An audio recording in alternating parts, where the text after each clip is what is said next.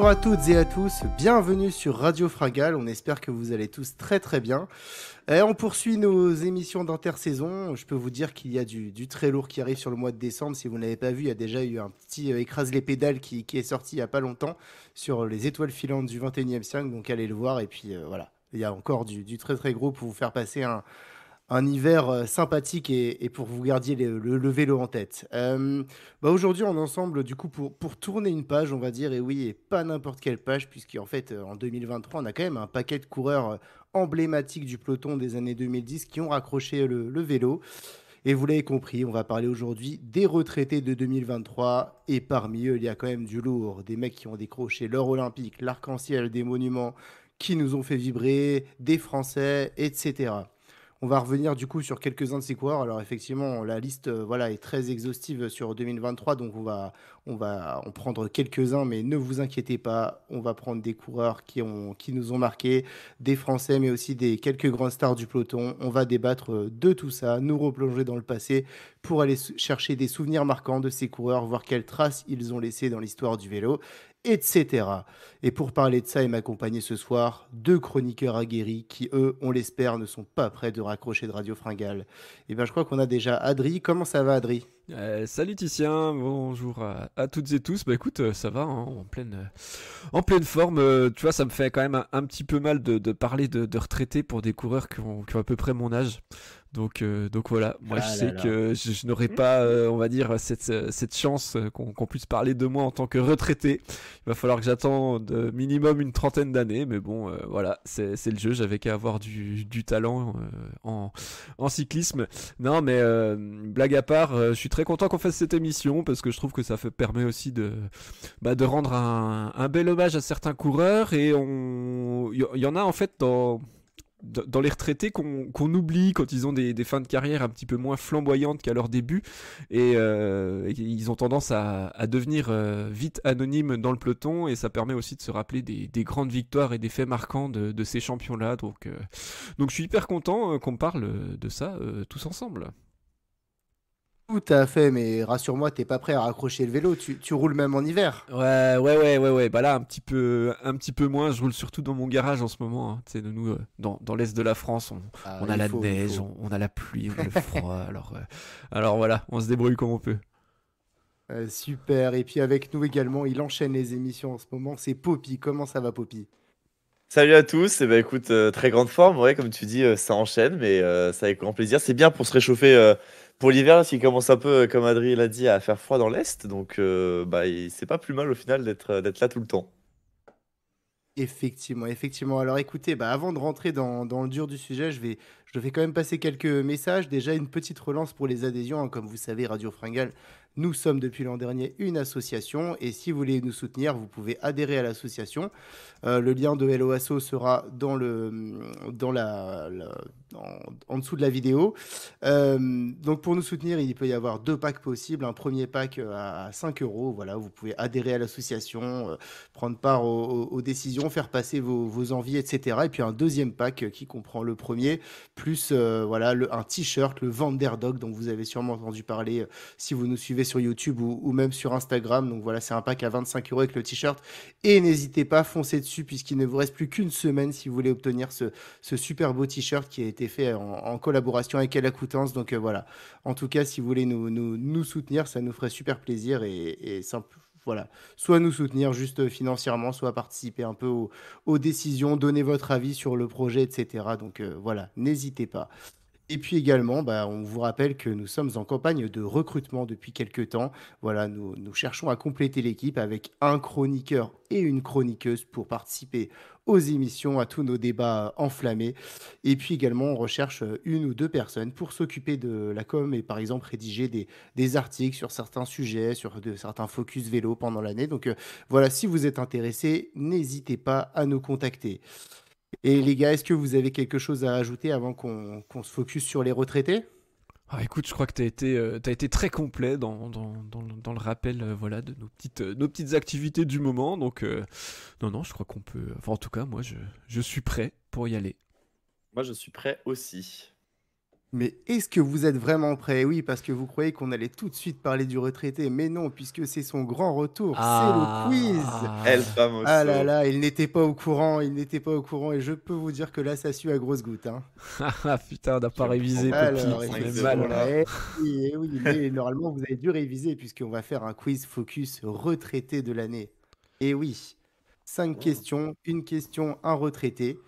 Alors, c'est pas vraiment des questions, c'est plus je vais vous parler du coureur, ça va être un peu un jeu de rapidité, et puis le premier qui trouve le coureur dont je parle, donc qui fait partie des Aïe, retraités de aïe, aïe. 2023, et ben remporte le point. Est-ce que ça vous va comme ça? Yes. Ça nous va. Liste des retraités Eh sous ben, les yeux, je suis prêt. Oh, le tricheur. Ah, je Je pense que ça connais va être pas de du la tout. rapidité là quand même. Allez, je Allez, démarre je ne avec triche le pas. Je ne premier. triche pas. Vous êtes prêts? Allez. C'est parti. Allez.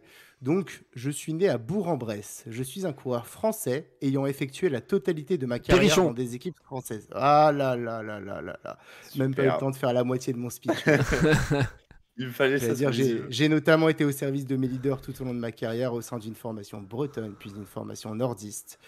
Et coureur complet, j'ai remporté en 2018 la Polynormande, ce qui restera sûrement la plus belle victoire de ma carrière. Voilà, ça permet de faire un petit focus sur Pierre-Luc Perrichon, qui est quand même un équipier dévoué à ses leaders toute l'année. Et bah écoute, test de rapidité, bravo Adri, 1-0. Deuxième coureur, vous êtes prêts? Allez, c'est Ouais. parti. Même si j'ai terminé ma carrière comme équipier modèle, j'ai longtemps été un coureur de très haut niveau. Coureur passe-partout, typé puncher, j'ai longtemps été à la recherche du type de course qui pouvait me Luis convenir. Leon Sanchez. Et non. Les deux plus grosses saisons de ma carrière sont sans conteste 2014 et 2015. Maillot jaune du Tour, vainqueur d'étape sur le Tour, 9e de Daryl Milan-San Impey. Remo. Non, 4e de la Flèche Brabançonne, 6e de l'Amstel, des Mondiaux et de la Lombardie, Van et à un Avermaet. chrono près, non, à un chrono près de gagner Paris-Nice. Tony Galopin. Ouais, bien Ah, mais joué. oui. Bien Ah joué, bien oui, joué. Tony évidemment, Galopin, je ne sais pas si vous vous souvenez, en maillot jaune. 2015, Ouais. Si. il était maillot jaune hein, Avant le chrono du départ Col de la d'Aise. dernière étape Ouais. et il s'écroule dans le Col d'Aise. Et je crois que c'est Richie Porte qui va chercher ce Paris-Nice Exact. alors que Tony Galopin a fait une démonstration la veille. Donc, ah là là, Poppy, rien n'est perdu. Il reste encore trois coureurs à trouver. Donc, Je crois que j'ai tout est mis encore 0 possible. points sur les quiz hein, depuis le début. Oui, oui, il ne faut pas désespérer. Je n'espère pas. Hein. Allez, on y va. Troisième coureur. Je suis passé par 6 équipes différentes et j'ai performé sur à peu près tous les terrains, excepté les pavés, auxquels je ne me suis jamais vraiment frotté. Luis Leon Sanchez. D'abord, oh là là là là, non mais là, c'est pas jouable, là, c'est injouable. Que Voilà. veux-tu que je fasse? Que veux-tu que je fasse? J'allais dire annoncé comme un crack des classements généraux, révélé sur le Tour Down Under que je remporte. J'ai déçu sur les grands tours, mais j'étais en revanche un pur spécialiste de Paris-Nice avec Ah, quand même Paris-Nice. 5 top 10. Ouais. Avant Deux de me victoires à transformer en Paris-Nice. Une seule victoire Une en seule. 2009, il me Ouais, semble. une Une seule. seule victoire, mais Ouais. 5 top 10. Ouais. Ouais, C'est c'est pas l'année mal. où il renverse Contador là, sur l'avant-dernière étape. Ouais. Et j'avais dit, ouais, chasseur d'étapes extrêmement redouté sur les grands tours, avec grande réussite, 4 étapes du Tour de France, une super pointe de vitesse, voilà. Et je finis ma carrière à un niveau plus que correct, avec un top 20 l'an dernier au Général du Tour. Mm. Voilà pour Luis Leon Sanchez. Ah, Poppy, ça va être pour l'honneur maintenant. Ça va être pour l'honneur. Moi, je suis là pour mettre un point. Hein. C'est tous les gars. Allez, quatrième coureur, c'est parti. Venu sur le tard en 2008 au cyclisme, je gagne le Tour des Flandres au début des années 2010, puis me montre très à mon aise dans les années suivantes, tout en restant dans l'ombre de quelqu'un qui est compatriote jusqu'en 2018. Nick Nuyens. Ah non, Non, Noyen, non, ça ça fait longtemps fait- qu'il ça est. fait Ah non, longtemps c'est les retraités de l'année là. Hein. Ça fait longtemps qu'il y est plus. 2018, année où j'explose totalement avec le Giro et le titre mondial du chrono. Cela marque le début d'une domination sans faille avec 2 saisons surréalistes. Sur les classiques d'abord en Juan 2021. Dennis? Non, sur les classiques en 2021, je remporte le Ronde, la Classica à travers la Flandre. Je fais 2e de Liège, 3e de l'Amstel. Et je m'offre enfin le titre olympique en 2021. Ah, contre la Annemiek van Vleuten. Ah là là, Ah, c'était oui, un petit ah, piège, effectivement. piège. Et que dire de 2022? J'explose la concurrence sur le Tour de France pour réaliser le triplé Tour, Vuelta, Giro la même saison. Voilà une immense Ah oui, légende. il fallait absolument en parler. C'est vrai qu'on a malheureusement Ouais, pas, c'est ça, pas le temps pour parler de tout, mais c'est quand même Je voulais placer Annemiek une van Vleuten championne parce que extraordinaire Ah, évidemment, qui arrête sa carrière là. Ouais, vraiment. Allez, c'est le dernier. Attention, Poppy, là, c'est... Faut tout Attention. tenter. Passé pro sur le tard à 23 ans également en 2008, donc comme Van Vleuten, j'empile rapidement les succès, bien aidé par mon profil de sprinter puncher. De quoi aller chercher plusieurs classements généraux dans ma carrière, dont 2 Tours Down Under, mais aussi des victoires sur des terrains très vallonnés. Daryl Impey. Ah là là là là, j'ai une belle histoire avec le Tour de France, puisque en 2013, je porte le maillot jaune pendant 2 jours, puis je remporte une belle victoire d'étape en 2019. Et effectivement, Daryl Impey, j'ai oublié de dire qu'il était commencé au sein de la formation Barlow World. Voilà, donc, et qui est sûrement le plus grand cycliste aujourd'hui sud-africain de l'histoire. Voilà, bah Yes. écoutez, ça nous fait 5 belles brochettes de retraités là, dont on voulait parler pour commencer. Mais voilà, c'était un moyen de quiz déjà de mettre en avant certains coureurs dont on va pas forcément parler après. Mais c'est pour montrer qu'il y a eu quand même beaucoup, beaucoup de monde, de beau monde qui est parti cette année. Est-ce que vous êtes prêts maintenant pour parler un peu des coureurs que vous avez choisis? Yep. Allez. Eh bah écoute, Adri, je te laisse la parole. Qui Eh est-ce que tu vas bah... nous présenter? Eh ben, je vais vous présenter quelqu'un dont on a très peu parlé cette saison. Un franc-comtois de 33 ans qui arrête sa carrière dans l'anonymat le plus total. Non, je vais vous parler bien sûr de Thibaut Pinot. Personne Coureur de l'année, hein. n'a pu passer. Coq d'or, Qui me évidemment. parle? Qui me parle? Le Non, coq d'or, le coq d'or. personne ne me parle. Et ben voilà, du coup, je sais plus ce que je veux dire avec vos âneries là. Bah, qu'est-ce qui t'a marqué avec Thibaut Non, Pinot? Pourquoi tu voulais nous parler de ce coureur? pourquoi je voulais vous parler de Pinot? En fait, il y a 1000 raisons de vouloir parler de Pinot ce soir. Et bon, on l'a répété maintes et maintes fois, Pinot, c'est les émotions qu'il a pu transmettre à tout le monde à travers le vélo, à travers ses résultats exceptionnels, et puis ses grosses défaillances, et puis ce franc-parler, la façon qu'il avait aussi d'être à la fois proche du public, mais distant quand même, pas forcément à l'aise avec son statut-là. Et surtout, c'était quand même ça restera un super palmarès du sport français. Il est quand même monté sur le podium du Tour à moins de 25 ans. Maintenant, ça paraît normal avec les phénomènes qu'on a. Mais à l'époque, en 2014, ceux qui réalisaient ça, en général, ils gagnaient le Tour dans leur carrière. Donc, on le rappelle, c'était en 2014 et en fait, finalement, ça restera sa meilleure place sur le Tour, 3e.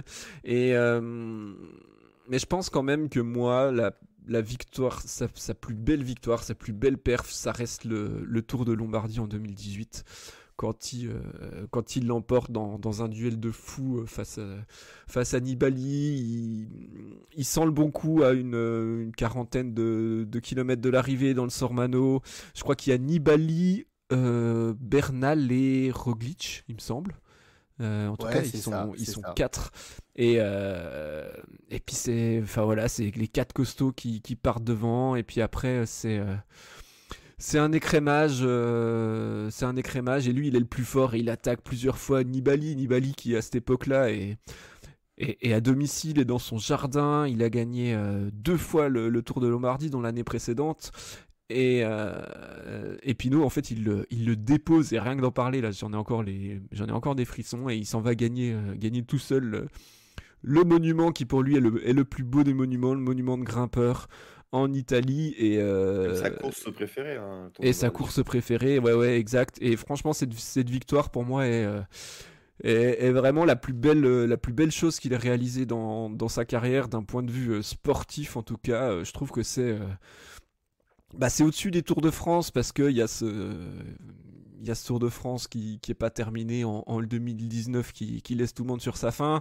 Et puis les années précédentes, il était un petit peu passé à côté, mis à part 2014, mais en termes de performance pure, 2014, c'est Nibali qui remporte le Tour, mais il n'y a pas photo. Tandis qu'en 2018, il est vraiment à la lutte, et vraiment, cette année 2018, c'est l'année aussi du Giro, où il est quasi sur le podium la veille de l'arrivée, et et puis catastrophe. Il tombe malade et puis il a même failli être gravement malade. Et 2018, 2019, 2020, c'est vraiment pour moi ces 3 plus grosses années en termes de performance pure. Et finalement, il concrétise qu'en 2018. Alors 2019, il y a ce tour, il y a cette victoire au Tourmalet qui est absolument magnifique. Mais jusqu'à sa chute au début du Tour de 2020, il est absolument monstrueux. On oublie encore qu'il aurait dû gagner 15 fois le Dauphiné 2 semaines avant le Tour. Et qui fait deuxième du général en foirant sa dernière étape. Et ouais, franchement, pour moi, Pinot, c'est voilà. On a beaucoup parlé des émotions durant toute la saison parce que malheureusement, c'est un peu plus que ce qu'il arrivait à nous transmettre. Mais il y a eu quand même des énormes victoires, des énormes perfs tout en haut du gratin, enfin voilà, du classement mondial. Et franchement, c'était vraiment un coureur de ouf qui allait aussi gagner des belles courses avec la manière, et ses étapes sur les grands tours aussi, il allait les chercher. Voilà, il a gagné sur les 3 grands tours. Et dans des endroits mythiques comme l'Alpe d'Huez, le Tourmalet, les lacs de Covadonga, sur la Vuelta. Donc ouais, voilà, je vais pas m'étaler plus, je vais vous laisser rebondir aussi parce que moi j'ai bien envie de savoir quels sont vos plus beaux souvenirs de Pinot. Eh ben écoute, je rebondis. Moi, pour moi, le plus beau souvenir, c'est clairement 2019 et le Tourmalet. Ça restera aussi une énorme frustration, je pense. Je pense que pour beaucoup et pour certains, bon, on pourra jamais le prouver évidemment, mais c'était le plus fort du tour. Ça aurait dû être son Tour de France et pour moi, là, c'est la plus grosse déception de sa carrière, je pense. Après, Thibaut Pinot, il a des super résultats. Il a été porteur d'énormément d'espoir aussi. Euh, c'est un coureur qui a eu, je pense, aussi beaucoup de pression dans sa carrière, qu'il n'a pas forcément su gérer à certains moments, mais où, quand il était le plus fort, il était capable de le montrer, notamment dans cette période où tu l'as dit, hein, 2018, 2019, 2020. Et puis voilà, Thibaut Pinot, voilà, beaucoup l'assimilent à un coureur qui est déçu, je pense. Faut pas partir avec des regrets non plus, hein. Loin de là, il y a quand même des super victoires. Mais voilà, on a quand même un barreau d'honneur magnifique. On en a déjà parlé dans le Coq d'Or, donc je vais pas revenir dessus. Mais voilà, cette victoire au Tourmalet, pour moi, c'est le plus beau souvenir que j'ai de Thibaut Pinot. Il y a aussi cette image qui me vient en tête à Porrentruy avec Marc Madiot dans la voiture qui l'encourage de toutes ses forces. C'est le tout début de Thibaut Pinot sur le Tour de France. C'est le tout début où on commence à le découvrir. Je crois que c'est en 2013. 2012. 2012, Mm. où il gagne sur cette étape-là. Voilà, c'est vraiment le premier souvenir que j'ai de Thibaut Pinot. Et puis, ouais, on l'a dit, 2014, où il fait troisième derrière Perrault et Nibali. Mais voilà, Thibaut Pinot, ça reste pour moi l'un, si ce n'est le meilleur coureur français des peut-être aller 10 voire 20 dernières années, en tout cas sur les grands tours. Ouais, je rejoins totalement ce que vous dites. J'ai même envie de dire que Pinot, c'est un ovni en fait dans tout ce qu'on a connu. Enfin, moi en tout cas, qui regarde le cyclisme depuis le début du 21e siècle, j'ai jamais vu un coureur finalement comme ça. Il y a qu'à voir finalement l'hommage qu'il a eu sur le Tour de France et sur le Tour de Lombardie avec tous ces spectateurs qui sont venus. Enfin, il y avait même pas que des Français en fait. Et pour un coureur finalement, même s'il a un excellent palmarès, Thibaut Pinot, avec un palmarès faible, on va dire, entre guillemets, comme le sien, puisque c'est pas non plus un gars qui a gagné des 15 monuments ou 3-4 grands tours. C'est fou, enfin, l'aura qu'il a pu dégager. Et ouais, c'est vraiment pour moi OVNI, c'est vraiment ce mot-là. Et c'est également un coureur, Thibaut Pinot, le mot inconstance pour moi. Alors, c'est pas des mots très positifs là que je donne, mais c'est vraiment ça que je retiens. C'est-à-dire que Thibaut Pinot, c'est un coureur, voilà, je n'ai jamais été un fan absolu jusqu'à sa fin de carrière. Je crois que c'est beaucoup ces problèmes qu'il a connus qui m'ont rendu le coureur vraiment humain à mes yeux et qui m'ont fait vraiment l'adorer sur sa fin de carrière. Mais il m'énervait beaucoup. Je me souviens dans son début de carrière. Enfin, c'était vraiment en 2012. Je me révèle sur le Tour de France. Je suis impressionnant. Je gagne une étape. Je suis dans les trois 3-4 meilleurs en montagne.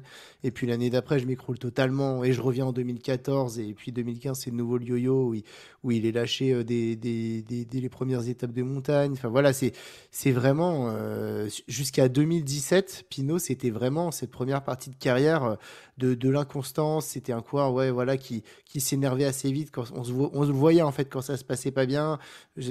Et puis, enfin, moi, je voulais absolument qu'il performe, et du coup, j'étais très frustré en fait, et ça m'a, j'ai envie de dire que sa deuxième partie de carrière m'a réconcilié avec le coureur et m'a fait vraiment l'aimer. Enfin, ce côté humain, pour le coup, j'ai commencé vraiment à le ressentir de manière très positive, et avec voilà, ses succès sur la Vuelta, sur le Giro, enfin, vraiment sa période d'or en fin 2018 et toute l'année 2019. Voilà, Thibaut Pinot, c'était incroyable cette victoire au Lombardie. Moi, je suis d'accord. Je pense que c'est la plus grande victoire de sa carrière. La manière dont il lâche Nibali, enfin voilà, enfin, pour le coup, c'est une course où personne faisait le poids face à lui. Et idem avec la facilité avec laquelle il gagne au Tourmalet, là, sur le Tour 2019. Tu t'es dit, le mec, s'il était parti 5-6 km plus tôt, il l'aurait collé une minute à tout le monde. Donc, ouais, voilà. Là, c'est là que je me suis vraiment dit, ouais, Thibaut Pinot, ça y est, on tient quelque chose là. Et puis, malheureusement, voilà, cette fin de carrière plus difficile avec ses blessures, ses chutes, etc. Et tout ça, ça m'a fait ce côté, ça y est, j'y arrive enfin. Et puis finalement, j'ai les plus graves problèmes de ma carrière. Après toute l'inconstance que j'ai eue pendant de nombreuses années, bah, ça m'a rendu un peu. Voilà, ça m'a fait aimer Thibaut Pinot et me dire, voilà, il faut qu'il se relève, qu'il combatte. Et donc voilà, c'est un coureur finalement en fin de carrière, et j'aurais pas forcément dit ça il y a 5-6 ans, bah, que j'aime beaucoup et que je suis très triste de voir partir. Donc. Ouais, voilà, un véritable ovni qui nous a fait aimer le cyclisme et passer par toutes les émotions pendant ces années. Donc voilà, merci Pinot en tout cas pour nous avoir fait vibrer sur toutes les courses auxquelles tu as participé. Est-ce que vous avez encore quelque chose à Non, dire sur bah Thibaut écoute, je Pinot? Non, pense je que pense que là, on a bien on résumé a. le bonhomme, hein. Il en aura eu des hommages cette année, hein, Thibaut Pinot. Ouais, ça Ouais, c'est sûr. ouais, ouais. Non, ouais, c'est vrai que c'est quand même assez unique hein, ce qui s'est passé sur cette fin de carrière. Je suis pas sûr qu'on reverra quelque chose comme ça, ou alors il y en a qui vont essayer de faire la même chose, mais ça pourra pas être pareil, parce que ça sera pas aussi vrai, je pense. Ouais, c'est clair. Après, hâte de voir ce que ça donnera par exemple pour Pogacar, tu vois. Non, mais enfin, il y a pas ça. Enfin, il y aura pas ça avec Pinot. Enfin, pour moi, je sais pas enfin voilà, si on retrouvera je sais pas je sais pas comment l'exprimer, une façon à la fois de d'aimer et d'être aimé par le public, et puis ouais, c'est que comment est-ce qu'il faisait passer plein d'émotions à tout le monde, et comment est-ce qu'on s'est attaché à lui, et ça n'a rien à voir avec son palmarès. Alors c'est sûr que le fait d'avoir été un grand coureur, ça a aidé, mais c'est pas que ça. Et les Pogacar et Van Der Poel et autres, même si les gens ils veulent faire un virage à leur nom dans un col, ça ressemblera jamais à ça.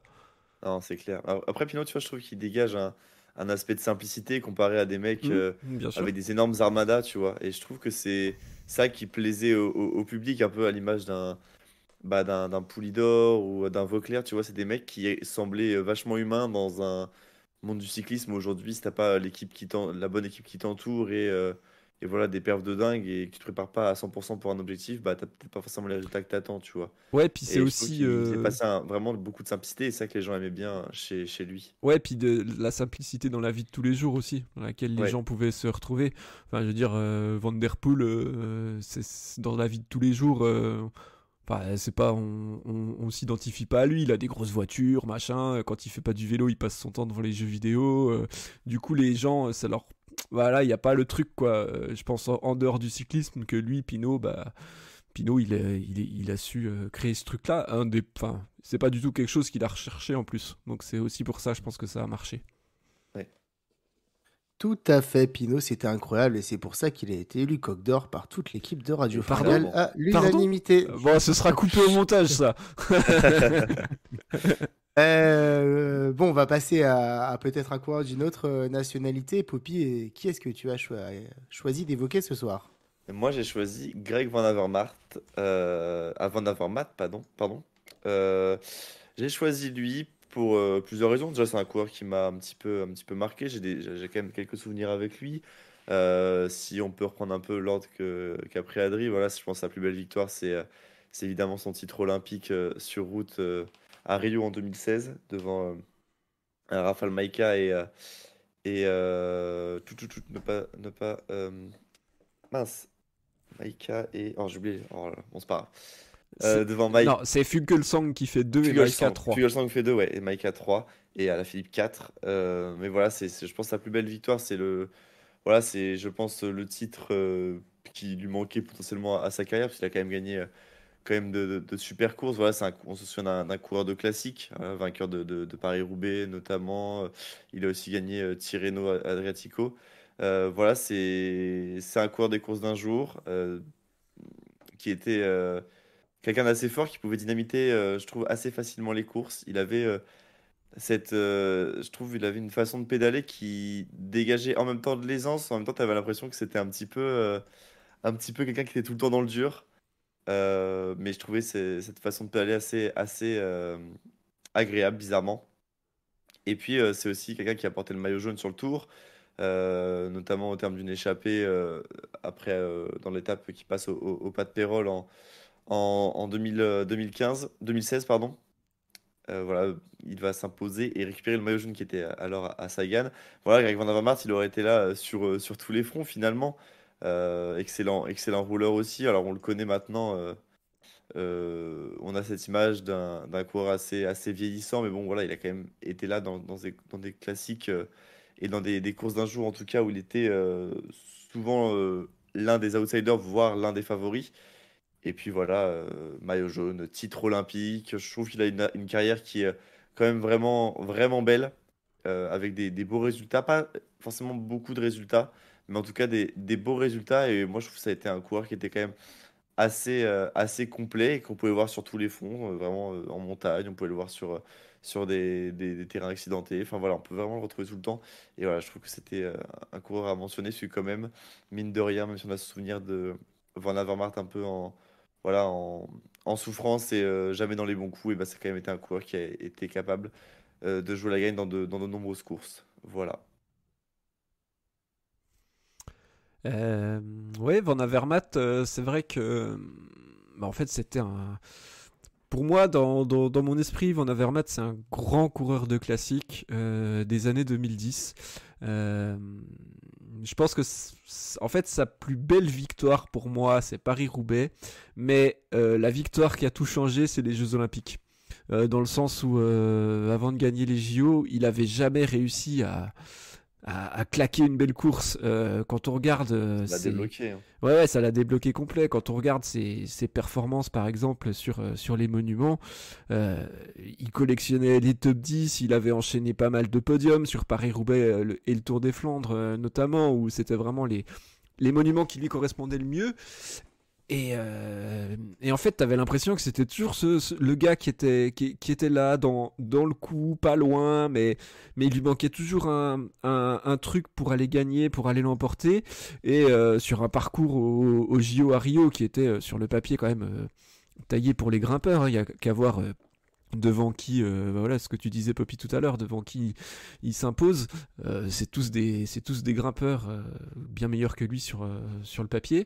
Mais ce jour-là, voilà, il a eu sa journée. Et je pense que ça a vraiment débloqué la suite de sa carrière. Et l'année 2017 qui réalise, où il gagne Gand-Wevelgem, le 3, Paris-Roubaix. Qu'est-ce qu'il gagne d'autre aussi? Le Newsblatt, il fait deuxième du Tour des Flandres. Il est injouable en fait sur les classiques pavés. Et voilà, seulement battu par un extraordinaire Philippe Gilbert en 2017 sur le Tour des Flandres.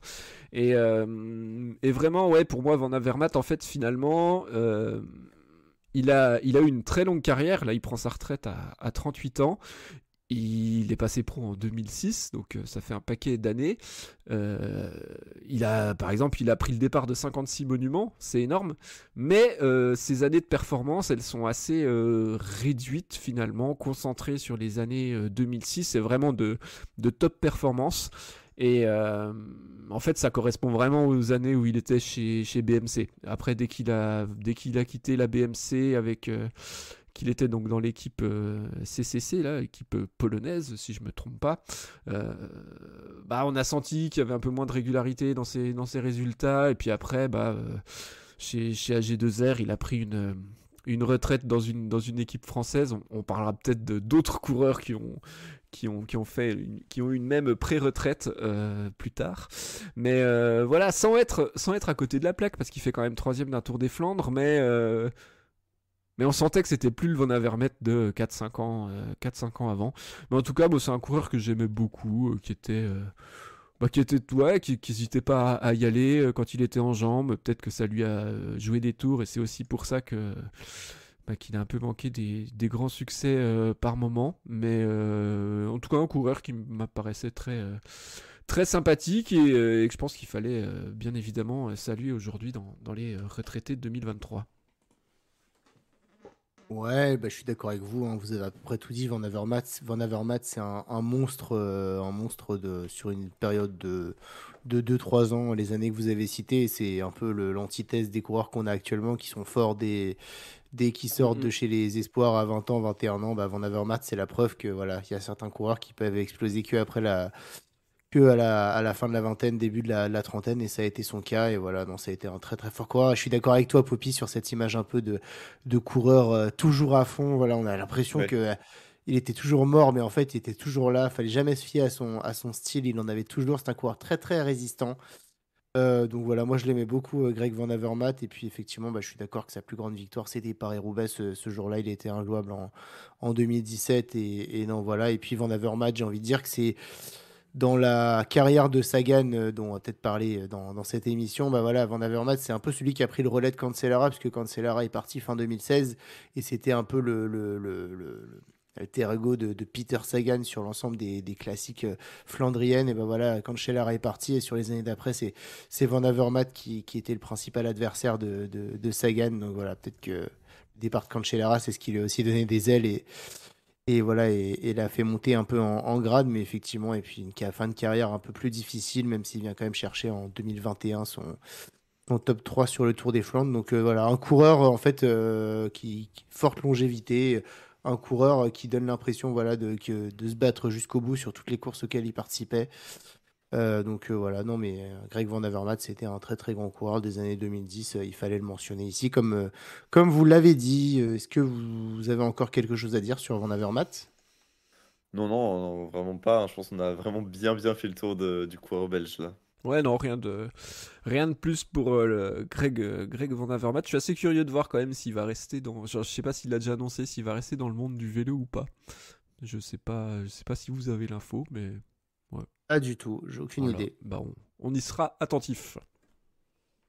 Écoutez, on parlait d'un Flandrien, on venait d'en parler juste avant. On va peut-être parler d'un de ses principaux rivaux, puisque moi j'ai choisi de parler de Peter Sagan. Alors effectivement, déjà, il y en a qui vont nous dire Peter Sagan, il n'a pas vraiment fini sa carrière sur route. Alors effectivement, il s'est inscrit dans une équipe de division 3 slovaque, si je dis pas de bêtises, mais Peter Sagan, il va disputer une ou deux petites courses pour faire du rythme, mais on le verra plus comme on l'a vu sur des compétitions sur route, et on n'allait pas en parler les années d'après de la carrière de Sagan sur route. Donc on a déjà l'impression qu'il a arrêté sa carrière il y a 2 ans, donc si en plus on attend encore un an. Et il fallait vraiment en parler aujourd'hui, et puis on pouvait pas. Voilà, quand même, c'est le coureur phare des années 2010. C'était la star du cyclisme. C'est celui qui a fait rentrer, on va dire, le cyclisme, vous serez d'accord avec moi, un peu dans la modernité, face à un sport qui était un petit peu, on va pas dire rétrograde, mais un sport très traditionnel qu'est le cyclisme. Et voilà, Sagan, c'était vraiment cette image de rockstar aux cheveux longs, qui animait les courses de partout, qui faisait exploser toutes les courses, comme en 2016. Quand il lance la bordure près de Montpellier, l'étape qui gagne. Non mais voilà, Sagan, c'était vraiment un coureur à part également. Et moi, j'ai un lien particulier avec ce coureur, parce que j'ai vraiment commencé à le suivre. Je me souviens à l'époque, c'était c'était la deuxième année du retour de Lance Armstrong en 2010. Et voilà, il avait rejoint l'équipe Radio Shack Armstrong. Et du coup, on regardait un peu ses performances, parce qu'il était dans une équipe différente de Contador, et on s'attendait à un duel sur l'année entre lui et le grimpeur espagnol. Et du coup, Armstrong avait fait sa reprise en Australie au Tour Down Under. Et je me souviens, voilà, qu'Armstrong avait pris une échappée sur je sais plus quelle étape, et il y avait un petit coureur slovaque de 20 ans dans cette échappée qui s'appelait Peter Sagan. Ça devait être sur la deuxième ou troisième étape. Et voilà, déjà, Sagan, je me souviens que dans l'échappée, il était très remuant, il avait l'air très très fort. Et puis ensuite, sur ce même Tour de Under, il avait commencé à faire des super résultats avec je crois qu'un podium sur une des étapes. Donc je m'étais dit, ah, il y a 20 ans, là, il a l'air d'avoir les cannes. Et puis bah voilà, 2 mois plus tard, même pas un mois et demi plus tard, sur Paris-Nice 2010. Donc Peter Sagan a à peine, ouais, il a 20 ans, hein, tout juste, hein, et il fait cinquième du prologue, et puis ensuite il va claquer 2 étapes, il va faire deuxième et troisième de 2 autres étapes, voilà, avec un style de sprinter puncher. Je me souviens d'une arrivée en boss à 3-4%, et le mec il sort du peloton, et pourtant un peloton qui roulait très très vite, et personne ne pouvait suivre Sagan dès que ça grimpait sur des petites pentes là, et je me suis dit à ce moment-là, ouais, on tient sûrement le crack des prochaines années. On se demandait même au début de sa carrière si, vu qu'il passait bien les bosses, il allait pouvoir être fort sur les classements généraux de course par étape, voire de grands tours. Bon, finalement, ça s'est pas réalisé. Mais voilà, Sagan, c'est un coureur qui a su profiter à la fois de sa rapidité et puis on va dire, de son agilité sur un vélo et de sa faculté à passer les bosses pour aller chercher un paquet de courses. Et si je dois finir, je dirais que Sagan, pour moi, c'est un coureur qui a eu 3 carrières. J'ai envie de dire qu'une fois qu'il s'est révélé, ça a tout de suite bien marché jusqu'au Tour 2012 où il remporte 3 étapes, voilà, enfin impressionnant. Et puis après, il a un peu, pas une traversée du désert, mais on sent que c'est un mec voilà, qui est attendu. Voilà, c'est un sprinter puncher.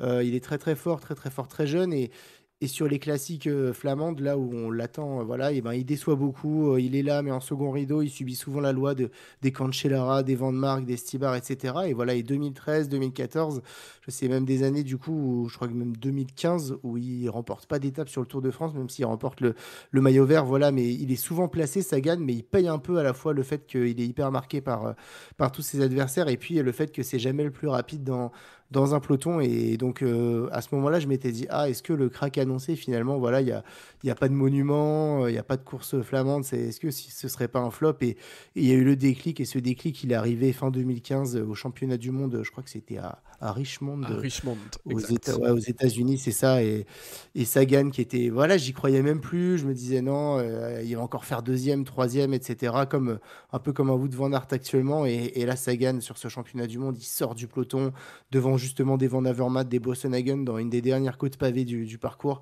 Et puis il va chercher au trip ce premier titre de champion du monde. Et là, ça a complètement débloqué sa seconde partie de carrière, puisqu'ensuite derrière, sous le maillot de champion du monde, déjà, il va remporter 3 fois ce maillot de champion du monde, mais puis il va aller décrocher le Tour des Flandres. Je me souviens, Tour des Flandres 2016, où il attaque et il dépose Van Mark dans le Paterberg pour aller s'offrir le Ronde. Et puis 2 ans plus tard, Sagan, il va remporter Paris-Roubaix après un solo de près de 50 km en battant Sylvain Dillier qui était échappé, qui s'était accroché à la roue du Slovaque toute la fin de course.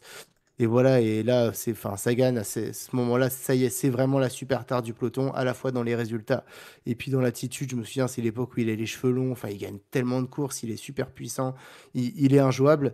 Voilà, et puis tout doucement, finalement, après cette période d'or qui va durer 3-4 ans pour Sagan, bah voilà, il va tout doucement rentrer dans le rang dans l'équipe Bora, ce qui lui fait signer le contrat qu'on sait chez Total Energy pour 2 ans, où finalement il a plus fait grand-chose à partir de ce moment-là. Donc voilà, Peter Sagan, c'est vraiment ces 3 moments de carrière, la révélation, puis un peu le surplace. Enfin, la période d'or de Sagan avec tous ses grands titres, et puis plutôt une fin de carrière totalement opposée enfin totalement éteint, et donc totalement opposé à toute la lumière qu'il a pu apporter sur le cyclisme dans toutes ces années 2010. Désolé, j'étais un peu long, mais voilà, Sagan, c'est quand même un monstre et un monument sacré du vélo de ces 10-15 dernières années. Donc c'était bien de passer un peu de temps sur lui. Je sais pas ce que vous en pensez, vous. Ah, il fallait. Sagan, c'est un grand nom du vélo. Il y a aussi tous ces. Bon, évidemment, on le connaît en cours de classique. Moi, bizarrement, je le connais plus dans le Tour de France. Je pense qu'à cause de mon antécédent dans le vélo, on va dire. Mais voilà, il y a tous ces maillots verts consécutifs, toutes ces victoires. En fait, c'est même pas le fait qu'il gagne les courses, c'est le fait il était vachement dans je peux gagner des sprints en milieu de Tour de France. Et genre, si je gagne pas les sprints massifs, c'est pas grave. J'irai prendre les sprints intermédiaires. J'irai prendre les sprints intéressants. Et au final, il gagnait le maillot vert comme ça. Il y a des années où il était ultra dominant, où il était genre avec 200 points devant tout le monde, voire 300 points. Enfin, c'était assez impressionnant. Moi, j'aime beaucoup cette image de Sagan. Et puis, un coureur très. Il est très. Comment dire? C'est lui-même, quoi. Genre, il est pas modifié. J'avais vu ce reportage sur Sagan fait par France TV où on le voit. Il dit non, mais j'ai pas très envie de m'entraîner aujourd'hui, donc je m'entraîne pas.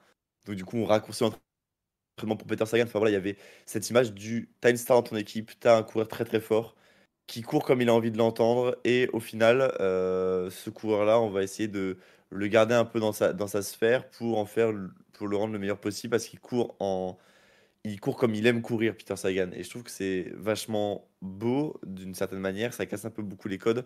Et puis, c'est agréable, quoi. Enfin, toutes ces images de Sagan qui rembarre les journalistes, qui fait des choses assez extravagantes. Enfin, voilà, moi, j'ai ces images-là de Sagan. Je trouve que c'est un coureur incroyable sur l'aspect sportif et extra-sportif. Et puis voilà, toutes ces belles victoires qu'il a obtenues aussi sur ses courses d'un jour. Enfin, c'est un coureur incroyable, Peter Sagan. Et franchement, je pense qu'il mérite vraiment un bel hommage. Incroyable, incroyable, Sagan. Ouais, bah moi je suis bien d'accord avec vous, hein. Je pense que vraiment Peter Sagan, c'est l'un des, si ce n'est le coureur des années 2010, euh, à la fois pour ses résultats absolument monstrueux, mais aussi pour ce dont tu as parlé aussi, enfin voilà, ce dont vous avez parlé tous les deux, cette aura, ce charisme et le personnage qui est toujours, mais on le verra plus dans les pelotons professionnels, Peter Sagan, enfin voilà, qui moi m'a fait vraiment aimer ce coureur et effectivement moi comme toi Titien, j'ai ce souvenir en 2010 devant Paris-Nice où en fait je le vois gagner cette étape là dont tu parles où en fait il arrivé en faux plat montant, il sort tout le monde de la roue et là je me dis ouais mais en fait c'est qui ce mec quoi. Le gars, il a 20 ans, on n'était pas habitué à cette époque-là à voir des coureurs de 20 ans défoncer tout le monde. Contrairement à maintenant, où on va dire que ça nous surprend peut-être un petit peu moins, parce que les juniors, ils s'entraînent déjà comme des pros. Et en fait, là, on sentait vraiment le talent pur, et puis la course à l'instinct.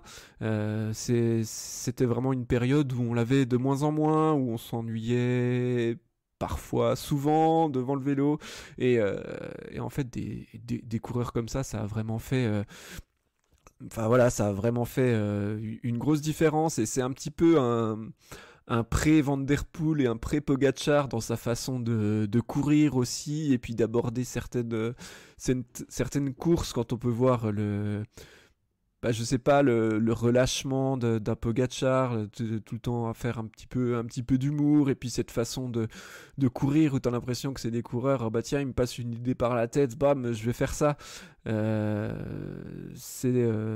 c'est vraiment d'ailleurs son championnat du monde, là, Richmond, donc, qui débloque hein, vraiment sa carrière, ce que tu disais.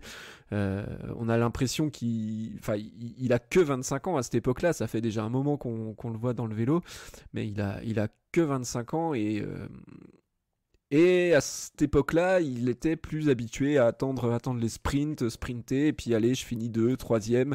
Et vraiment, ce jour-là, je trouve il a saisi sa chance dans le sens où, à mon avis, il s'est dit, ben là, en fait, faut que j'essaie quelque chose parce que je peux pas passer ma carrière à faire deuxième, troisième comme ça. Je vais peut-être un petit peu, on va dire, sortir de ma zone de confort parce que d'habitude, les courses qui sont difficiles et qui arrivent au sprint, bah, c'est pour moi parce que je suis un des meilleurs punchers aussi.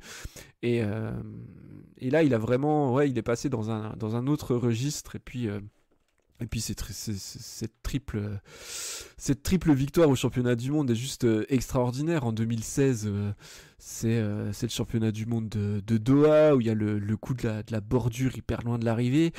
Il bat quand même Boonen et Cavendish au sprint alors que face à des gars comme ça, c'était risqué d'attendre le sprint, mais le gars était vraiment sûr de lui. Et puis l'année d'après, pareil, encore au sprint devant Alexander Kristoff, il gagne, on ne sait pas comment. Et voilà, moi c'est vraiment ces victoires là qui m'ont marqué à la fois parce qu'elles sont historiques. C'est le premier coureur à remporter 3 fois de suite un titre de champion du monde, mais aussi parce que véritablement je pense que ça a vraiment changé. changer ce coureur et ça l'a fait passer dans la classe des grands. Après, il y a toujours ce truc, je me dis, mais comment est-ce qu'il a réussi à ne pas gagner Milan-San Remo dans sa carrière? En 2013... c'est fou ça. Non, mais ça, c'est un truc de dingue. C'est la classique qui devait lui correspondre parfaitement. En 2013, il arrive, là, c'est l'année où il y a de la neige, il y a des conditions de dingue, et il se fait battre par Ciolek au sprint, alors que c'est lui qui aurait dû le gagner 50 fois ce sprint. Et du coup, il fait deuxième. Pareil, Milan-San Remo. Après, il arrive loin, pas loin, mais il est pas là. Il n'arrive pas à courir juste. Et puis en 2017, il est échappé avec Katowski et Alaphilippe là dans le Poggio. On se dit c'est bon, il va les aligner. Et on sait pas comment il arrive il lance à 300 mètres. Ouais, voilà, c'est ça. Enfin, du coup, il foire son arrivée, et puis Katowski qui vient le sauter sur la ligne, et pour moi c'est vraiment c'est les courses comme ça. En fait, ce gars-là, il a gagné que 2 monuments, mais finalement il aurait pu ou dû en gagner entre 5 et 10. Il est tombé sur la fin de carrière de Cancellara qui était intouchable sur les Flandriennes certains jours. Et puis il lui a toujours manqué ce truc. En fait, c'est aussi le truc d'être un peu d'être bon partout, d'avoir des qualités partout, d'être surveillé comme le lait sur le feu. Et puis certaines fois, le fait d'avoir aussi le fait d'être trop fort tout le temps, ça t'enlève un petit peu cet appétit, on va dire, je sais pas si appétit c'est le bon mot, mais cet aspect tactique, cette finesse tactique que des coureurs moins forts vont être obligés de développer au cours des années. Et Sagan, je pense que ça c'est quelque chose qu'il n'a pas forcément développé, parce qu'il lui suffisait d'appuyer beaucoup plus fort sur les pédales en fin de course que les autres coureurs pour gagner. Et je pense que ça lui a ôté beaucoup de grands succès dans sa carrière. Un peu son palmarès est énorme, 121 victoires professionnelles, mais voilà, il y a toujours ces petits trucs, et il aurait pu avoir mieux, vu le talent, en fait oui, c'est ça, vu le talent du coureur, il aurait pu gagner 3 fois le Ronde, 3 fois Paris-Roubaix, mais bon, on sait que c'est pas non plus, c'est pas si simple, et que le fait d'être le plus fort ne suffit pas forcément. Il gagnait des sprints, je pense à ça, je suis désolé. Ouais, non, je t'en prie. Il gagnait des sprints aussi sans train, ça je trouvais ça incroyable. Il savait se mettre dans les bonnes roues et déclencher son sprint au meilleur moment, alors il avait pas de train quand il était chez la Liquigas par exemple, ou chez Tinkoff, ou chez Labora, tu vois, ou Tinkoff, il n'avait pas forcément de train, et c'était incroyable. Il faut voir une fois de plus, je défends les vues d'hélicoptère et du dessus à l'approche des sprints. Il faut faire ça, regarder des replays d'arrivée au sprint en ne regardant que Sagan. C'est juste incroyable la façon qu'il a d'arriver à se faufiler, à prendre la bonne roue. Il sait quelle roue il faut prendre, et puis en fait il y va. Il a une telle aisance sur le vélo que ça lui a permis c'est ça qui lui permettait de gagner le maillot vert aussi chaque année quasiment. C'est aussi parce que il arrivait à faire des places d'honneur, mais en devançant quand même des coureurs qui étaient intrinsèquement plus rapides que lui, mais parce qu'il savait mieux gérer cette approche des sprints. Donc non, vraiment on est un peu long sur Sagan, mais en même temps on peut pas résumer la carrière de Sagan en 2 minutes. Donc ouais, voilà, un grand champion qui va essayer de faire une fin de carrière en VTT. On va forcément suivre ça. Ça va être marrant. Ouais, tout à fait. Écoutez, après avoir parlé de ces 3 immenses champions, je crois que vous en avez gardé sous le coude encore avec un coureur chacun dont vous voulez nous parler. Écoute, Adri, si tu veux nous parler de ton prochain coureur, allez, c'est le moment. On va essayer d'être un peu plus rapide, pour que les auditeurs restent avec nous jusqu'à la fin. Non, rapidement, je voulais parler d'un autre coureur aussi, c'est Zdeněk Štibar, le Tchèque qui a pris sa retraite là, à 37 ans. Enfin, plus exactement, il va prendre sa retraite après le championnat du monde de cyclocross qui se déroulera à Tabor dans son pays. Et Štibar, c'est un coureur que j'aimais beaucoup, moi je pense aussi parce qu'il venait du cyclocross, et que c'est un des coureurs qui m'a fait vibré en cyclocross à l'époque où j'ai vraiment commencé à m'y intéresser sérieusement, notamment ce championnat du monde de cyclocross 2014 avec un duel de folie avec Sven Nys. Donc ouais, c'était vraiment un crossman qui est passé sur la route aussi, hein, un peu avant Van Der Poel et Van Aert. Lui, il avait fait le pas. Alors, il n'y a pas le même palmarès derrière, mais il a quand même brillé sur les classiques pavés, notamment avec un E3, le Het Nieuwsblad, deuxième place à Paris-Roubaix. Voilà, pas mal de places d'honneur. C'est vrai que ça... sa période favorite, c'était les classiques de printemps, hein, aussi pour voilà, ses aptitudes de crossman qui lui permettaient de bien frotter, et puis une très grosse endurance aussi, Stibar. Il aurait pu peut-être à un moment sur ses... voilà, c'était aussi... Il est tombé donc dans la période de Sagan, Cancellara, Van Avermaet. Et ça lui a posé quelques soucis pour avoir des gros succès. Mais moi, c'est un coureur que j'aimais bien. Il a aussi... c'est en quelle année? C'est en 2015 qu'il remporte une victoire d'étape là, au Havre sur le Tour de France en puncher. Ouais. Et voilà, donc c'est surtout chez la Quick Step, hein, qu'il a eu ses plus gros résultats. Il a fait juste sa dernière année là, dans l'anonymat, hein, chez la Jayco à Lula. Mais voilà, il revenait ces derniers temps, chaque hiver sur les cyclocross. Il va refaire aussi un peu la fin de saison, et c'est pas le plus grand champion de l'histoire du vélo, mais moi c'est un coureur qui m'était bien sympathique, et le gars, voilà, quand il faisait du cyclocross, il était carrément voilà, il avait beau être tchèque, il avait déménagé en Belgique, il était dans une équipe de cyclocross belge, il a appris le flamand, et il faut voir à quel point il est populaire encore en Belgique, ce coureur. C'est assez extraordinaire. Il y a quelques années, j'étais allé voir un cyclocross en Belgique entre Noël et le jour de l'an, et il y avait Van Der Poel, il y avait Van Aert, il y avait toute la clique, et il y avait Stibar qui tournait aux alentours de la 15e, 20e place, mais fallait voir comme il était encouragé à chaque passage. C'était vraiment un truc de fou, et tous les Belges étaient comme des dingues, une bière dans la main de l'autre, ils tapaient sur les barrières, gauche Tibi, et c'était juste moi j'avais trouvé ça extraordinaire. Je savais qu'il était aimé là-bas, mais vraiment c'était fou, quoi. Donc voilà, un coureur dont j'avais envie de parler un petit peu ce soir.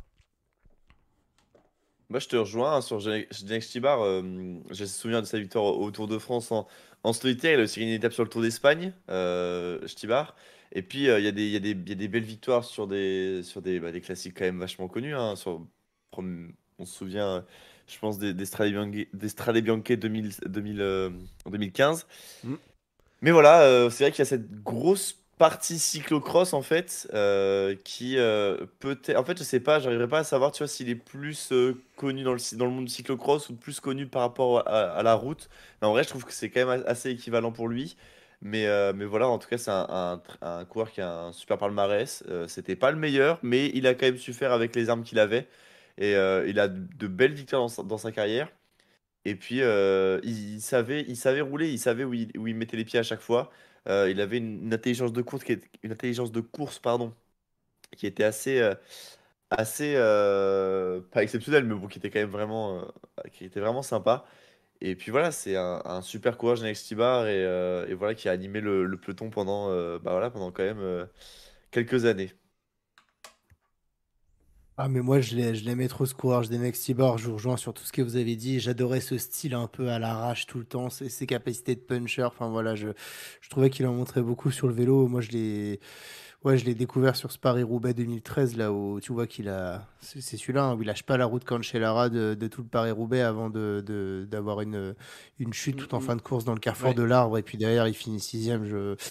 Si je dis pas de bêtises, et puis l'année suivante, c'était surtout moi quelques mois après, du coup, sur le championnat du monde de cyclocross en 2014. là où je l'attendais pas forcément gagner, et il résiste à Sven Nys sur cyclocross, et bah t'en avais fait une émission de Père Dossard il y a quelques temps. Exact, Je me exact. souviens, Adri, et non, c'était un moment incroyable. Et ouais, dans Stibar, voilà, moi, je vais pas redire ce que vous avez dit, mais je retiens ce style à l'arraché. Et puis, effectivement, cette magnifique victoire en 2015 sur les Strade Bianche. Enfin, voilà, dans ce style puncher, quand il était vraiment, vraiment au top niveau, Stibar, il était très, très, très fort. Donc, ouais, non, c'était vraiment un coureur qui donnait des émotions et qui savait tout donner pendant une course. Donc, un très beau coureur. Et du coup, eh ben, on va enchaîner avec ton coureur, Poppy. Let's go. Moi, j'ai choisi Juan Dennis. Juan Dennis, Mhm. Pas j'ai choisi facile à parce que gérer celui-là, hein. pas facile. Un coureur très très rapide sur son vélo. Premier souvenir, évidemment. Alors, je rabâche un peu, mais en fait, ça fait peu de temps que je suis le vélo, on va dire, dans sa globalité. Avant, c'était que le Tour de France. Et il y avait Rohan Dennis sur ce fameux Tour de France en 2015 qui va récupérer son petit maillot jaune dès la première étape dans les rues d'Utrecht. Je crois que c'est le chrono le plus rapide de l'histoire du Tour de France en termes de vitesse, il me semble. Donc, Oui, mais enfin, oui, parce que c'était un contre-la-montre, mais que c'était pas un prologue parce qu'il était plus long que pour un oui, Ouais, prologue. c'est mais, Donc ça. mais voilà, il y a c'était le plus mais court en tout cas, il a chrono. pédalé assez vite, quoi. Il a pédalé super vite. J'aurais pu la stat, mais je crois que c'est 53 quelque chose ou 54 quelque chose. 55,446. Ah oui, d'accord. Donc là, on est vraiment. On De, comprend pourquoi de je parlais tête. quiz Non, non, je après. déconne, hein. Alors, je sais plus combien c'était, mais voilà. Il a pas gardé son maillot jaune longtemps, mais bon, on savait. Enfin, on connaissait. On connaît ses capacités de chrono, mais il y avait aussi ses capacités de grimpeur, mine de rien, parce que il me semble. Alors, j'ai pas le souvenir, mais je crois que c'est au Tour de Suisse l'année dernière, où il y a 2 ans, où il fait une super perf. Alors, je ne sais plus du tout, Autour de mais Romandie, je crois, non? je sais plus, ou peut-être, ouais, Tour de Romandie ou Ouais, Tour de Suisse, mais en tout il cas, gagne c'était en en Suisse. puncher en montée, je crois. Ouais. Et on découvre des qualités de grimpeur, alors proche de sa retraite finalement, mais on a quand même un coureur qui récupère des étapes un petit peu partout. Donc on l'a dit, un Tour de Suisse, Tour de France, aussi sur le Giro. Il me semble il en gagne sur Tirreno aussi. Voilà. Mais voilà, un coureur qui est très connu surtout pour ses capacités de contre-la-montre. Champion du monde du contre-la-montre. Double. Euh, Ouais. Double champion du monde du contre-la-montre en 2018 et en 2019. Voilà, quoi dire de plus sur Juan Dennis? Ça a été quelqu'un qui a su aussi se réinventer, je trouve. On a vu un Juan Dennis vieillissant et au final qui a su euh, se transmettre en coéquipier, tu vois, apporter un peu son expérience, en tout cas de la course, comme il la connaissait, très utile dans les équipes quand il y avait des chronos par équipe, très capable, enfin, vachement capable d'accompagner dans la montagne. Enfin voilà, c'était un coureur qui pouvait aussi créer un tempo dans les différentes montées. Malheureusement, je pense qu'il lui manque quand même aussi, c'est facile à dire comme ça, mais il lui manque peut-être ce titre olympique aux Jeux Olympiques en 2020. Ouais, il finit troisième, mais je pense qu'il lui manque peut-être ce titre-là qu'il aurait pu aller chercher, mais après on refait pas évidemment l'histoire. Mais voilà, sinon il a quand même une carrière assez remplie, des belles victoires d'étape, euh, et puis un coéquipier, enfin qui a su se réinventer, pardon, en coéquipier. J'ai envie de dire modèle ou de luxe, en tout cas on le connaissait dans le train de la Jumbo. Mais voilà, Juan Dennis qui était, pour moi je pense, enfin je trouve que c'était un des top coureurs en termes de contre-la-montre. Et voilà, je sais pas si vous avez des choses à ajouter sur Juan Dennis, c'est peut-être beaucoup plus éloigné de moi, mais en tout cas, voilà, je trouve que c'était quand même un coureur qui méritait, euh, qui méritait hommage. Ouais, ouais, Juan Denis. Euh, C'est un peu un ingérable quand même. Quand même. C'est Ah, vraiment un plus, mot. plus. Comment? Un ingérable plus, Ouais, plus, hein. ouais, c'est ça. Oui, oui. C'est un peu le gars qui en fait qu'à sa tête. Alors après, voilà, équipier modèle. Je sais On pas vient de si parler c'est de Sagan, hein, tu vraiment vois. comme ça. Non, non, mais modèle dans le sens où tu vois, enfin, il peut t'accompagner dans les Oui, étapes où il oui, faut, non, mais puis enfin, tu vois. il l'a fait. Hein, Bah oui. il fait beaucoup de bien à Théo Gegenhardt en 2020 sur le Giro, hein, quand il fait péter à l'époque, et là, d'un coup, tu sais pas pourquoi, il a pas de... On l'a quasiment pas vu de la course avant dernière étape, il fait péter tout le monde dans l'école. Il a su nous sortir des performances stratosphériques comme ça. Je pense que c'est un coureur qui a énormément de talent. D'ailleurs, en général, les coureurs qui sont hyper bons en contre-la-montre, c'est qu'il y a un talent et un moteur de dingue. Mais que c'est vraiment un peu... lui... c'est vraiment s'il avait décidé ou pas de se mettre... j'ai un peu l'impression que c'est s'il avait décidé ou pas de se mettre à fond et de se mettre au service des autres. Et c'était vraiment en fonction du jour ce qu'il avait envie de faire ou pas, quoi. On se souvient, l'épisode de la Bahreïn, là, où il claque la porte en plein milieu du Tour de France, je crois que c'est la veille d'un contre-la-montre, hein. qui lui allait Il disparaît de la parfaitement. course. Il est champion du monde en titre, et puis d'un coup, plus de nouvelles, plus personne. Pour moi, Rohan Dennis, ça restera vraiment, vraiment ça, un ingérable, en fait.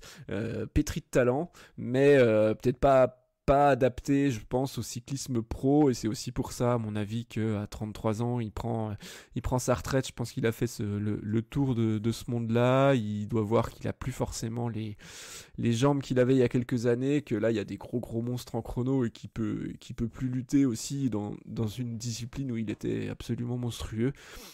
Et voilà, mais c'est vrai qu'il a eu, il y a des beaux succès, hein, même sur des courses par étapes, mais ouais, si je devais le résumer comme ça, c'est le rouleur ingérable, quoi. Ouais, je suis totalement d'accord avec toi. C'est un coureur. Tu vois, je parlais de Thibaut Pinot qui était très inconstant, mais Rohan Dennis, c'est incompréhensible en fait ce coureur. Et pour tout te dire, c'était un monstre du contre-la-montre, mais vraiment avec ces 2 titres, il gagne avec une avance considérable. Enfin, je le trouvais vraiment impressionnant quand il était à fond. Et pourtant, l'image que je garde le plus de la carrière de Rohan Dennis, effectivement, bah, tu en as parlé, c'est ce Giro 2020, quand le mec, là, sur l'étape dans le Stelvio, se met devant, mais même Geoghegan et Hindley, qui étaient les 2 meilleurs grimpeurs, ils sont à la peine pour le suivre. Enfin, il est tellement impressionnant, alors que tu l'as pas vu pendant 19 étapes. Pendant 19 étapes, je pense il traînait dans les 15-20 derniers du peloton. Ouais, c'est Et ça. d'un coup, il se met à faire une performance comme ça. Et moi, j'ai été choqué. Et je me souviens que le lendemain, il avait fait, ou le surlendemain, rebelote sur l'étape de Sestrière, où il fait encore péter la course avec seulement les 2 leaders du classement général dans sa roue, et tout le monde loin derrière. Non, c'est incroyable. Rohan Dennis, c'est un coureur, enfin, tu vois, qui était aussi bon, enfin voilà, il est très très bon contre la montre, et pourtant également très très bon puncher. Des fois il se mettait à grimper, des fois il se mettait à complètement craquer. Ça avait aucun, enfin vraiment, ça avait aucun sens. Et comme tu dis, il était pétri de talent. Et quand on est autant pétri de talent et qu'on est aussi inconstant dans ses résultats, effectivement, c'est peut-être un problème d'adaptation. En tout cas, voilà. Malgré tout ça, c'est quand même un coureur qui a 2 titres de champion du monde du contre-la-montre. Donc voilà. Et surtout, enfin, il a régné quand même sur cette discipline pendant 2-3 ans, jusqu'à l'arrivée des Remco Evenepoel, des Filippo Ganna. Donc non, de Rohan Dennis, très très grand coureur, mais voilà, il lui a manqué beaucoup de constance pour figurer plus haut, on va dire, dans la hiérarchie des années 2010, fin 2010. Donc voilà. Est-ce que vous avez encore quelque chose à ajouter sur Dennis? Bon, ouais, Eh bien, non, je pense qu'on a tout dit. C'est, ouais, on va oui, dire un crack qui a craqué, quoi. Voilà. c'est un peu ça. Ouais. Pour Bonne faire la définition. transition. Pour faire la transition. On parlait de coureurs un peu ingérables. Peut-être qu'on va Allez, continuer dans le lot. pour notre dernier, Non, bah notre écoute, dernier coureur de la voilà. soirée, vas-y, lâche-toi. Voilà, c'est pas le plus facile à mon avis qui a été à gérer dans sa carrière, mais voilà, 2023, c'était la dernière saison de Nasser Bouhanni, et je pense qu'il fallait en parler parce que Nasser Bouhanni, voilà, avec Arnaud Démare, c'est un des 2 sprinteurs qui a porté, et puis après il y a eu un peu Brian Cocard qui est arrivé après, mais qui a porté le sprint français dans les années 2010. Et Nasser Bouhanni, pour moi, c'est un coureur que j'aimais beaucoup, vraiment énormément, et ça a été la suite de sa carrière. Après le début des années 2010, ça a été une grosse déception, parce qu'en fait, Nasser Bouhanni, moi je l'ai découvert au championnat de France 2012, où en fait la Groupama FDJ, sur un circuit tout plat, voilà, vient pour gagner avec Arnaud Démare. Enfin, ils ont une formation monstrueuse, ils contrôlent toute la course, et puis Démare, en fait, il lance de loin après 250 mètres, et tu vois que, enfin, moi je ne connaissais pas du tout Nasser Bouhanni, vraiment que de nom rapidement, et tu vois Bouhanni qui remonte Démare dans les 50 derniers mètres, et Démare complètement dégoûté de s'être fait dégoûter par son coéquipier, et Bouhanni qui devient champion de France sur route, et tu sens que c'est le début d'une vraie rivalité entre les deux. Et d'ailleurs, dès ce championnat de France, j'ai compris qu'il y avait un sprinter de trop à la Groupama. Et puis Boigny, en fait, il va tout de suite rentrer dans les meilleures années de sa carrière avec des 2013 et surtout 2014 exceptionnels. Hein, Boigny, je ne sais pas si vous vous en souvenez, mais en 2014, à la Groupama FDJ, c'est un niveau de malade mental. Le mec, C'est il l'année du fait Giro. trois étapes remportées sur le Giro. Un Giro, on avait quand même un coureur comme Marcel Kittel qui régentait le sprint à l'époque, qui était au départ. Et Boigny, il va taper 3 étapes. En plus, il passait très bien les bosses, donc ça l'avantageait beaucoup dans les sprints à cette époque. Il remporte le maillot cyclamen. En deuxième partie de saison, Nasser Boigny, pareil, il remporte 2 étapes, je crois, de la Vuelta. Au championnat du monde qui était en Espagne à Ponferrada, pareil, c'était vraiment un championnat du monde pour puncher. Et je me souviens, dans la dernière bosse, tu avais du Simon Gerrans, t'avais du Philippe Gilbert, du Valverde, du Rodriguez, du Brechel. Et puis en 8-9e position au sommet de la bosse, tu as Nasser Boigny, quoi. Enfin, vraiment, tout ça pour dire que c'était pas seulement qu'un sprinter très très rapide déjà au début de sa carrière, mais c'était vraiment un coureur également qui passait très bien les bosses, un mec voilà très très costaud. Et puis bah forcément les relations avec Arnaud Démare, ça fonctionnait pas en fait entre les deux. C'était deux trop gros sprinters pour une équipe comme la Groupama FDJ, donc voilà qui a décidé de garder Arnaud Démare et de se séparer de Nasser Boigny, qui est donc parti dès la saison 2015 dans l'équipe Cofidis. Et j'ai envie de dire que c'est, même si ça ensuite ça a jamais été à la hauteur de cette saison 2014 complètement stratosphérique, les saisons 2015 et 2016 à la Cofidis se sont encore pas trop mal passées, avec pas mal de victoires, même si c'était plus forcément des victoires au niveau de ce qu'il y avait avant, mais il y a quand même des victoires sur le Dauphiné, des victoires sur le Paris-Nice. On se souvient de son déclassement en 2016 là, dans ce sprint face à Michael Matthews.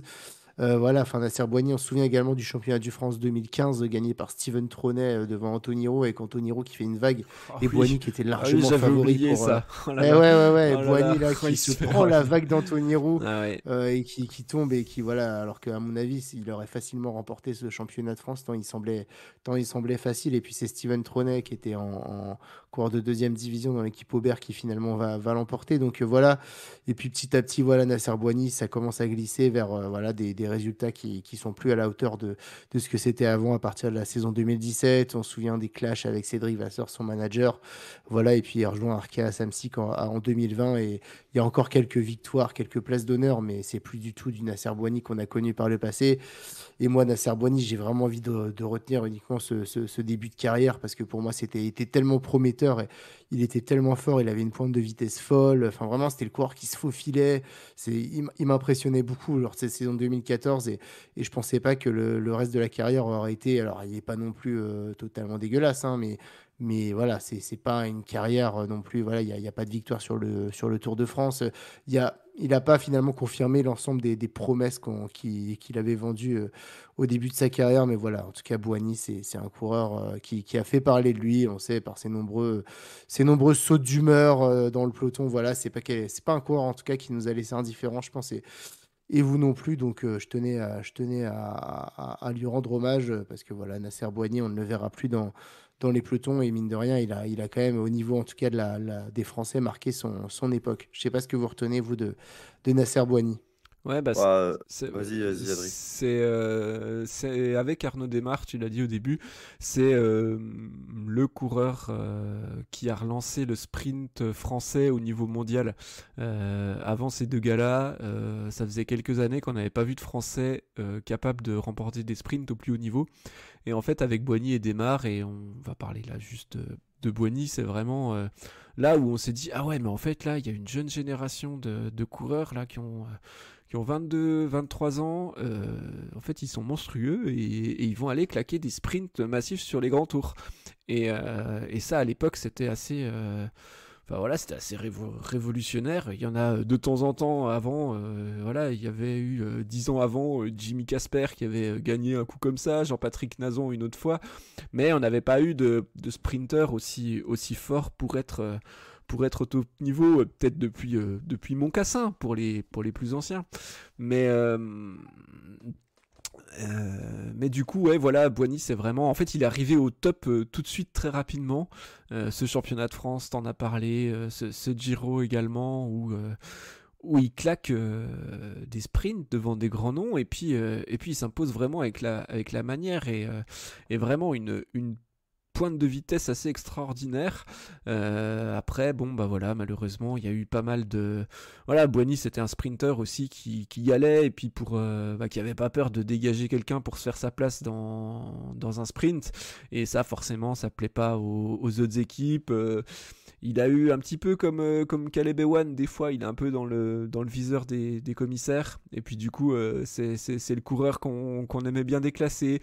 Des fois c'était un petit peu sévère, mais c'était aussi voilà, dû à l'image qu'il avait, et je pense que c'est pareil, c'est un coureur qui a pas sa langue dans sa poche, et qui du coup dans ce milieu-là du cyclisme professionnel où il faut quand même un peu brosser les gens dans le sens du poil, je pense, pour que ça se passe bien. Boigny, naturellement, il n'était pas comme ça, et ça n'a pas dû l'aider aussi à avoir confiance. Et puis après, on sait que c'est important pour un sprinter, la confiance, parce que ça se joue à rien et ils prennent des risques de fou. Et du coup, je pense que c'est pour ça aussi que ça n'a pas duré plus longtemps à la FDJ. Et puis après, bon, Cofidis, où l'équipe devait être construite autour de lui, je pense que ça s'est quand même pas passé aussi bien qu'espéré. Et voilà, il lui manque quand même cette victoire d'étape sur le Tour que Desmar a réussi à avoir lui, mais voilà, Boigny, il a toujours été en échec là-dessus, et ouais, une fin de carrière où on le voit plus trop, et de temps en temps, hop, il vient gagner une course, on se dit ah oui, bah c'est vrai, en fait il est encore là, Boigny, mais ça restait des courses de seconde zone, donc voilà, un peu ouais, une carrière sur la pente descendante finalement, Boigny, mais ça reste, voilà, je le redis, un des coureurs qui a ramené le sprint français au plus haut niveau mondial au début des années 2010. Ouais, je suis d'accord. J'appuie le fait que c'est aussi ce coureur un peu teigneux qui voulait se faire sa place dans le sprint. C'est l'année 2014 de Boigny sur son Giro. Surtout son Giro, c'est complètement fou. Il ramène le sprint français sur le devant de la scène un petit peu. Enfin, en tout cas, il fait rejouer le sprint français. Et au final, je trouve ça dommage parce que je pense que c'est si ce n'est le français qui avait le plus de potentiel, en tout cas dans ce domaine-là. Et au final, tu vois, il passe derrière des Démarre. Et moi, pour moi, il passe même derrière des Brian Cocard à l'heure actuelle, tu vois. Cocard, il a pas de victoire sur le Tour de France non plus. Il passe pas loin, hein, on se souvient, contre Marcel Kittel. Mais tu vois, Boigny, pour moi, il passe encore derrière Brian Cocard, qui a été là beaucoup plus longtemps que Boigny. Et qui était souvent dans des top 5, dans les top 3, tu vois, sur le Tour. Et ouais, il lui manque cette victoire sur le Tour de France à Boigny. Euh, mais ça n'enlève rien à sa pointe de vitesse incroyable, sa capacité à débloquer les watts super rapidement. Enfin, voilà, quand tu as un coureur qui gagne 3 fois sur le Giro face à des Marcel Kittel, pardon, qui sont un peu dans leur âge d'or, bah forcément, ça te classe un homme. Non, mais franchement, c'est un grand regret, Nasser Boigny. Je pense qu'il aurait pu avoir beaucoup plus de. En tout cas, pour moi, il aurait pu avoir beaucoup plus de reconnaissance. On l'associe beaucoup trop, je pense, à des affaires, notamment des affaires internes, ou alors à des plaintes. Mais en tout cas, il ne faut pas oublier non plus que c'était, à un moment donné, je pense, le meilleur sprinter français qui était là, quoi. Ouais, tout à fait. Bah écoutez, je pense que sur ces mots, on a fait le tour un peu de tous les coureurs qu'on voulait présenter avec le quiz. Voilà, tout ça, ça a permis de faire une revue complète des coureurs dont on voulait parler, des retraités, donc ceux qu'on ne verra plus malheureusement dans les pelotons. Mais ne vous inquiétez pas, avec la bande de joyeux fous de coureurs qu'on a actuellement, on ne s'ennuiera pas en 2024. Donc ça va être super. Écoutez, est-ce que vous avez un dernier mot pour finir cette émission, Adri? Bah non, merci les gars, merci Titien pour ton animation de l'émission. Et puis bah voilà, on va arriver tout doucement vers la saison 2024, et puis bah voilà, de reparler un petit coup comme ça de course, et de se replonger des années en arrière. Ça donne envie, bah voilà, de découvrir de nouvelles très bientôt. Donc hâte de reparler de tout ça avec vous. Ouais, Pareil pour Poppy, t'es motivé pour la fin d'année? je suis motivé pour la fin d'année, je suis motivé pour le début d'année prochaine. Tout ça va être bien sympa de retrouver le vélo sur route. Maintenant, on a quand même le cyclocross qui est là pour nous en mettre un peu sous la dent. Donc voilà, hâte de finir cette année et puis de repartir pour une année de plus. Ouais, tout à fait. Et puis en cyclocross, hein, n'oubliez pas que la saison, elle continue. Et puis Mm. que les Van Aert, Van Der Poel et Pidcock, je crois que leur date de reprise est imminente. En tout cas, Ils ont dit elle ils ont approche. balancé leur calendrier, ouais. Ouais, elle approche très fortement. Donc ne loupez pas, voilà, autour de Noël. La période de cyclocross va être très intense. On devrait en prendre plein les yeux. D'ici là, portez-vous bien. N'oubliez pas que si vous voulez adhérer, le lien est dans la description de la vidéo. Et ben écoutez, on vous fait tous des bisous et on vous dit à très bientôt pour de nouvelles émissions. Merci les gars et ciao tout le monde. À bientôt tout le monde. Ciao, ciao. Salut à tous et allez Romain Bardet!